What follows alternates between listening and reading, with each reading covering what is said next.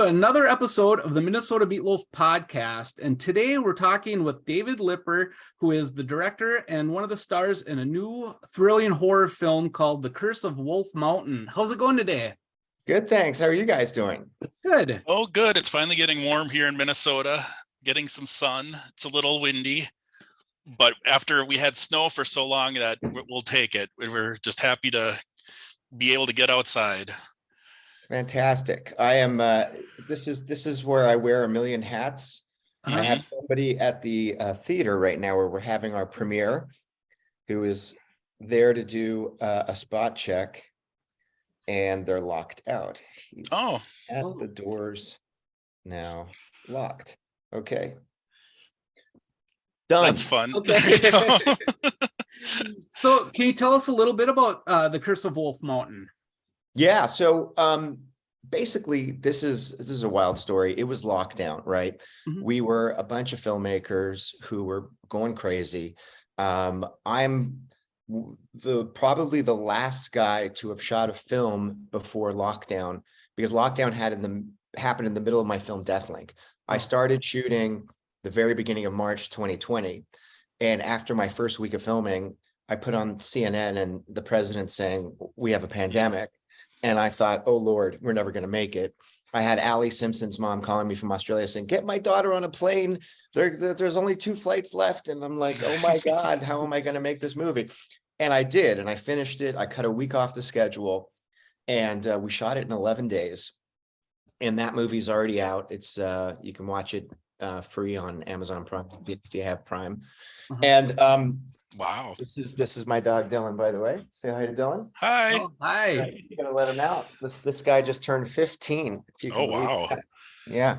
So I had been a guy by fluke who ended up shooting during the pandemic because it was in the middle of my shoot. And so I thought, hey, maybe I can do this again while everyone's in lockdown and scared. And we made a movie called Just Swipe, which is about me and Jodie Sweetin as 2 people looking for love who find it in a pandemic by being forced to talk to each other on this, swiping right, just swipe. And we're forced to talk like you and I are talking on Zoom right now.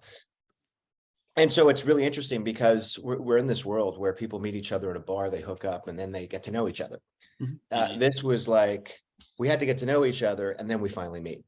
And what was great about that film is filming 2 people talking like we are now is really easy. You lock off a camera from the point of view of the laptop. That's one shot. And then you have another shot from inside the room.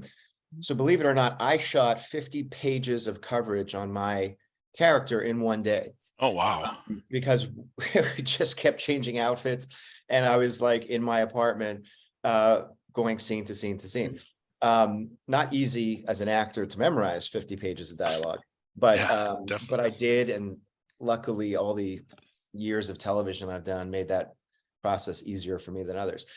So 2 things happened because of this. One is I had less fear of shooting in a pandemic than pretty much anybody else. Right. And the second is I learned how to shoot movies really quick. Nice. Always rolling 2 cameras, always consolidating, always figuring out how to do this. Now, Wolf Mountain was basically, we finished Just Swipe. The vaccine hadn't come out yet. We're still in a lockdown mentality. People are still scared. And I said, if we're going to do a movie, we got to do it outside as much as possible. Yep. It's the Wolf Mountain. Right. And as few days as possible. So I broke the script down. I said, what is the least amount of days I can pull this off? If I'm running 2 cameras, and I said, well, we just did a movie for 8 days. Let's do it in 8 days. Nice. Very different story when you're killing 9 people and you got a guy going off a cliff and bear trap kills and swords. And if you've seen the movie, you know what I'm talking about. So, so this was really overly ambitious for me, even for me, who's crazy. And I, in hindsight, it's not something I would ever even attempt again. But we did it. We did 2 days at my house, 6 days on the mountain. I quarantined everybody as much as possible. I had a bunch of people living in my house and living at the ranch where we shot the mountain stuff. And we just kind of kept our group together. So, because the biggest fear is not it wasn't even budget or like a million other things. It was that somebody not get sick. Yep, exactly. That was our headspace back then, if you can remember it. Oh, yeah. So I'm just like, how do I get this done and everybody out before anyone gets sick? Because as soon as someone gets sick, back in those days, they shut the production down. There was no, like, you send the guy home and you keep shooting. Back then, somebody gets sick, it's over. Yeah. So, so that's what we were fighting against. So what do? How do I shoot 6 days Yeah. on the mountain? And thank you, Kelly Price. It was like mostly nights, right? It's like really one horrible night that they're stuck on this mountain. So I decided to go with a day for night technique in shooting all the night stuff. And I said to myself, look, there's a few things we got to embrace here. One is, as a lover, as a horror geek of this genre, I love the dummy gags and the cheap practical effects. I'm like, we're not going to fight that. We're going to embrace this. Okay. Yep. And the second thing is, the mountain should look weird. It should look unnatural. It should look like it's off. And I said, if we do day for night on this, I will color this in post. I will darken it. And it'll be night, but not quite night. We'll establish this weird full moon and we'll just say something's not right on this mountain. I'm just going to go with it. And that's what we did. And so the beauty that I've learned as a filmmaker is when you tell me you only have this much money or you only have this much time, a lot of people, a lot of directors out there will go, well, forget that. I'm not doing this. Yep. Me, I love this because it forces me to be creative. It forces me to work within the confines of those margins and say, I've got to be creative. I've got to come up with something that may be really fun and works. As long as I don't fight what I have, accept what I have, and work within those elements. And that's what we did with The Curse of Wolf Mountain. And so, there are times where I took the stunt guys, great job by Jeff and Greg Samuels, the Samuels brothers. And I said, look, you'll take the other camera and you'll shoot those inserts of the sword going in through the flesh out the other side. Like, you guys knock off those shots and I'll keep shooting. So we were constantly shooting. And theoretically, if you've got 2 cameras shooting nonstop for 8 days, well, you really are like a 16-day shoot, right? As if somebody had 1 camera for 16 days. So that's the technique I learned with the other 2 films, is the advantage of those 2 cameras, just to make sure a camera's never sitting. As long as that second camera is never sitting, I can make up a lot of time. Was there any scenes that were particularly problematic or something that you really wanted to do that you just couldn't quite pull off or anything like that? I'll tell you the worst part about rushing, and it's a constant rush. I mean, it was like this. I was like, you guys over here, you guys over there, you guys run your lines. Where's wardrobe? Where's makeup? You're on the wrong set. And it's like, how am I doing? You're 20 minutes behind. Yeah. It's like that. So when you're rushing, you make mistakes, right? And so what ends up happening is you have a very long post-production period. So for example, Hunt Club, the film that I wrote and produced, and I'm also in, it came out April 4th. We shot that in February into March of last year. That's already come out. It came out April 4th. Wolf Mountain, we shot over a year before that. Right. And it's coming out now. So that just gives you an idea of, I needed an extra year to clean that movie up. First off, the color correction on Day for Night is a battle. It is, and again, if I'd had more time, I'm going to defend my DP on this one. God knows if I'd given him more time to factor where the sun is and make sure we're properly shaded. And there's a whole technique to shooting Day for Night. It would have been a lot less of me working day and day and day trying to fix that. The other thing is you rush. This is in the shot. In the shot. Then there's a C-stand, there's a sandbag, and you're just like, okay, I guess we missed that. So as a filmmaker, your easiest go-to is push in, right? So it's something we can do in the editing room. And the beauty of shooting in these 4K cameras, we shot on the Alexa, but there are so many great cameras now. The Sony Venice shoots in 8K.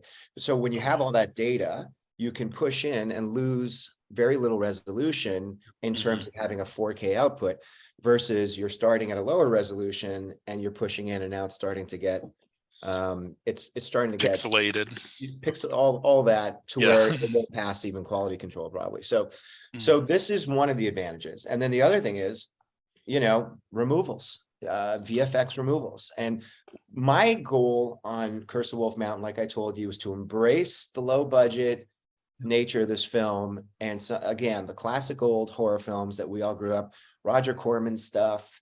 Like when I did Hunt Club, I Spit on Your Grave was a huge influence. I had a lot of influences in Wolf Mountain from that time. Because I grew up on this stuff. I grew up watching the horror movies of the 80s and 90s. And I just love this stuff. So I wanted to embrace that. And by doing that, we did a lot of practical in-camera effects. I wanted to do as little visual effects as possible. Where the visual effects really came in, it was in removals and that standard stuff we do to clean up mistakes, or silly, easy things like bringing in fog, so we'd have some more fog around the mountain and stuff like that. But for the most part, all the kills, those are in-camera practicals. I really like the dummies. I don't want to spoil anything, but there's some dummies that I really particularly enjoy. It's some so funny good bounce action. Yeah. They bounce down the hill. And it's funny because Kelly Price, who wrote the film, and a little help from me, and and he also stars in the movie. He said to me, he said, "Lip, I can see that they're dummies," and I said, "Yes." He said, but I said, that's the whole point, Kel. I know you don't get it, but this is, believe me, embrace this. The real horror fans out there that love the genre are going to watch this. This is look, there's always comedy in everything I do. I came from the comedy world. I started on a show called Full House, and I did sitcom after sitcom. And so for me, I love the comedic parts to these movies. I think that's what made Scream such a big franchise, is they really embraced the comedy. And I said, Kelly, we're going to get laughs. People are going to appreciate this. Trust me. Don't try and fight it. We're not going to visual effects this and cover it up. I'm like, we're embracing this. Like, okay. Yeah. So that's what we did. So I thank you for appreciating that. And a bunch of the real horror fans, just, I've had several interviews with different publications and stuff.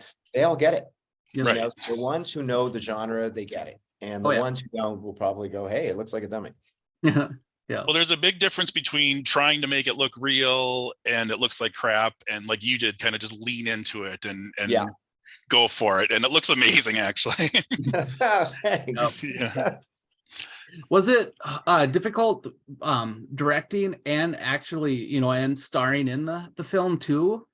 That's a great question. And I'll tell you, it's something a lot of people have a hard time getting their heads around. Like, how do you produce and write and direct and act all in the same movie sometimes? And this one, luckily I wasn't the writer on it, so Kelly could sit there and type in changes as he needed, like I had to do on Hunt Club. But for me, it's one less ego to manage. It's one less person I need to try and help.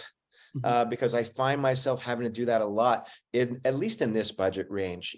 When you're dealing in a bigger budget range, you have bigger directors who are really good at their jobs.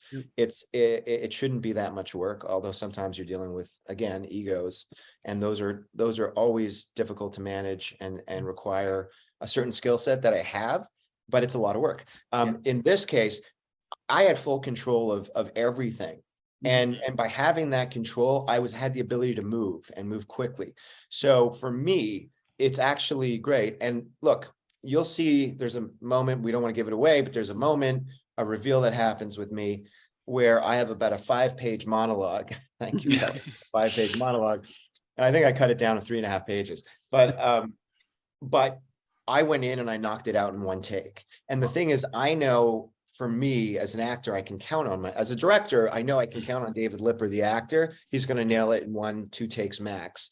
I have other actors that are in my movie that are go-to guys that I put in movie after movie because I can rely on them, like Eddie McClintock, who is fantastic as Cousin Rick, also a very funny guy, and Kelly Price, even these are people I've worked with many times. So I put myself in as an actor when I know I'm going to go in, I'm going to knock it out, and make it easy on myself as a director. It sounds more difficult. It sounds like I've bit off too much And in reality, it helps me. It makes it easier. With working with egos and that kind of thing, I have to ask what it was like working with Danny Trejo. Is he a okay guy to work with? Is he a bit of an ego? The Is he absolute greatest. Is he? Okay. This is truly one. And look, people say stuff in interviews, they want to be nice or whatever. Yeah. I'm going to tell you guys exactly how it is. This guy is the nicest guy in the business. He is a consummate pro. I'll tell you what worked for me. Better to get him off the page sometimes in improv. And I do that anyway. You're going to see a lot of that in this movie. Dooley is a first-time actor. He's a very funny guy. Found him on social media. He does a lot of these little comedy bits on Instagram. He had 1 million followers, I think, at the time when I cast him. And I said, I'm going to work with this kid and just throw him stuff. He had a hard time memorizing lines. It's a skill, you know. But when you know what you have, and this is what makes, I think, a better director sometimes than others. You understand who you have talent-wise, and you shift for it. You know, Michael Short, Martin Short's brother, is one of my good friends who we've done a few projects together. And he told me, Dave, like, especially on Schitt's Creek, we didn't really write until we knew who we cast. Once we knew we had, then we kind of evolved the writing to that character, to that actor, that talent that we knew we could write for. And I kind of do the same thing, even though I have a predetermined script. When I see what I have talent-wise, I like to go off script and improv and whatever. So I did a lot of that with Trejo. You'll hear there's Spanish in the movie. I said, I've got Danny Trejo, Malu Trevello, her first movie, by the way, and Fernanda Romero. So Fernanda and Danny are 2 Mexican Americans, and Malu is a Cuban American. And so I have 3 Spanish speaking people. I said, guys, go speak Spanish. Like, just go. And I don't even know what they're saying. And I'm just like, go. And then we are going to try and figure out what they're saying in the scene. And look at each other and like, what did he say? That sounded bad. Was it bad? I don't know.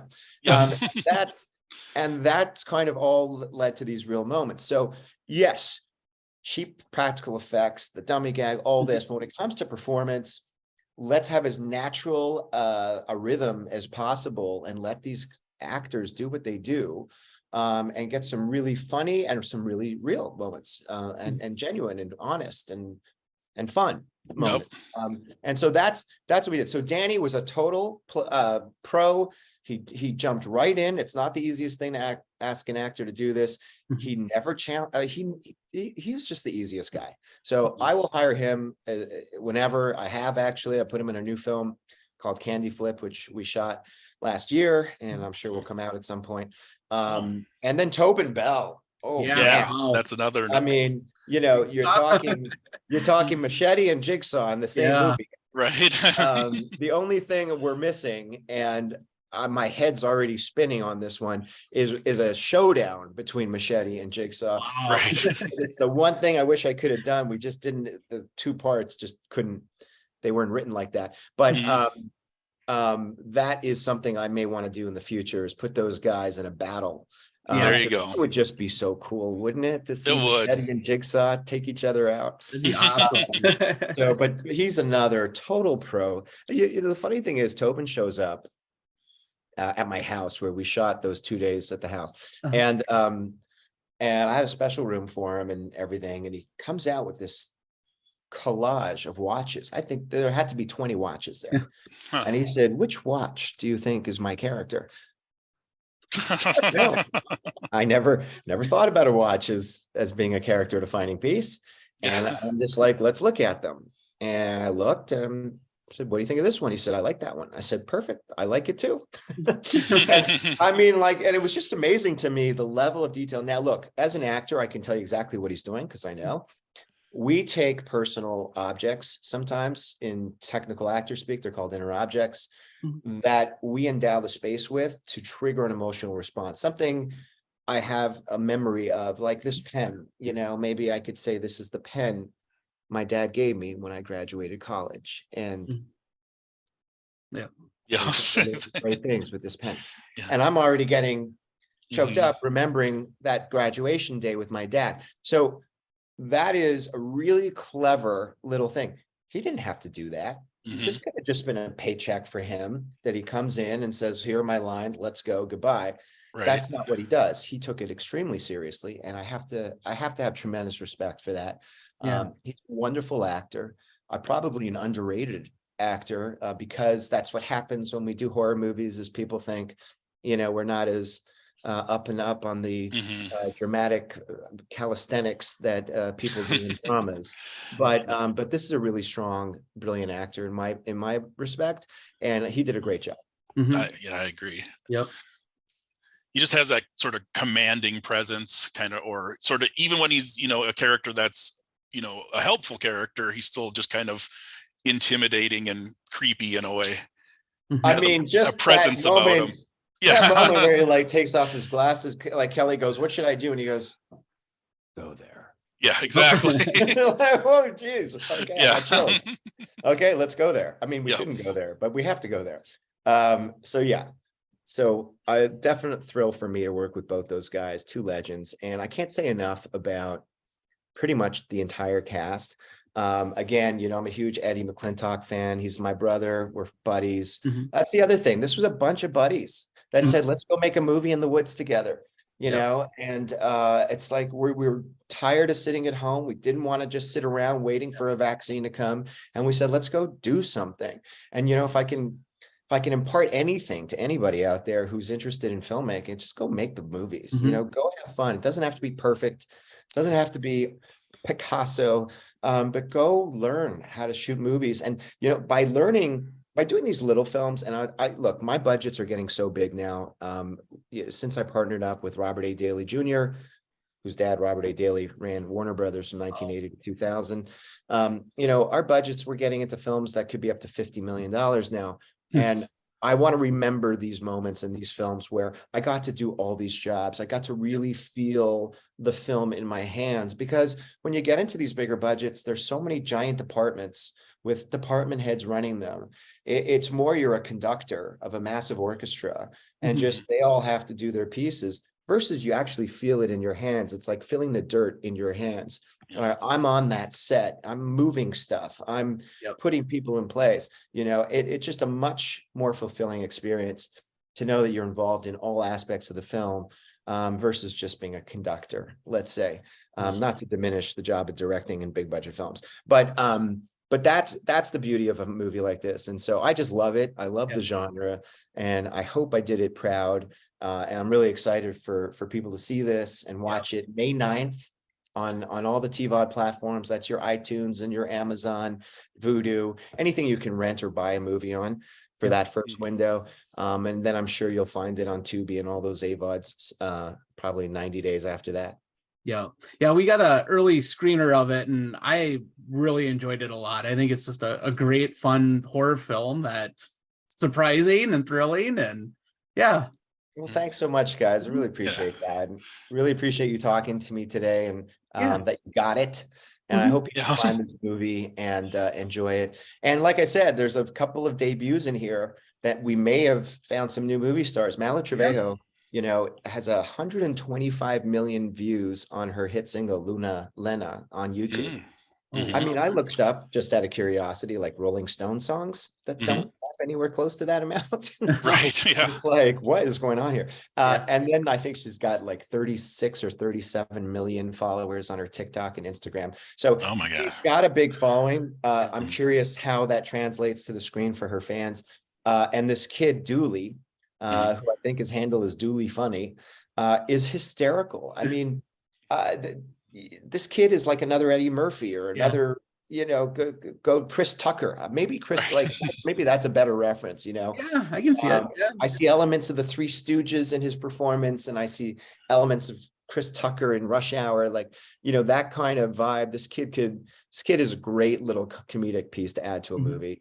Kelly did a great job as the straight man, leading man. Carissa Lee Staples did a great job as his wife. Fernanda Romero, I'm madly in love with. Who better to play my wife? I got to kiss her in a movie. That's fantastic. So yeah, I'm just really proud of this cast. And of course, the anchors, Danny Trejo and Tobin Bell. So I hope horror fans find this movie, love it, and leave us some good reviews on the Amazon and the iTunes. And I just really appreciate you guys getting it and talking to me about it today. Definitely. Yeah, well, thanks a lot for taking the time to do the interview with us today, David. And do you have like a Twitter account or? Oh yeah, you guys can, everyone can follow me at David Lipper on my Instagram, at David Lipper. And I'm also got a Facebook account. There's a fan page, David Lipper, that I'm sure is easy to find. I don't do much of the tweeting. I've seen people get in too much trouble on the tweets. Yeah. It happens. Yeah. I said, why would anybody do this? This is like, how many people have been canceled on tweets? I'm like, I'm staying out of that one. Yeah. But yes, Instagram and Facebook, you can find me because I'm old. We still do the Facebook, us older There you guys. go. And yeah, and I hope you all find and love the movie. All right. Thanks a lot. Have a good afternoon. Thanks so Thank much, you. guys. Really appreciate it.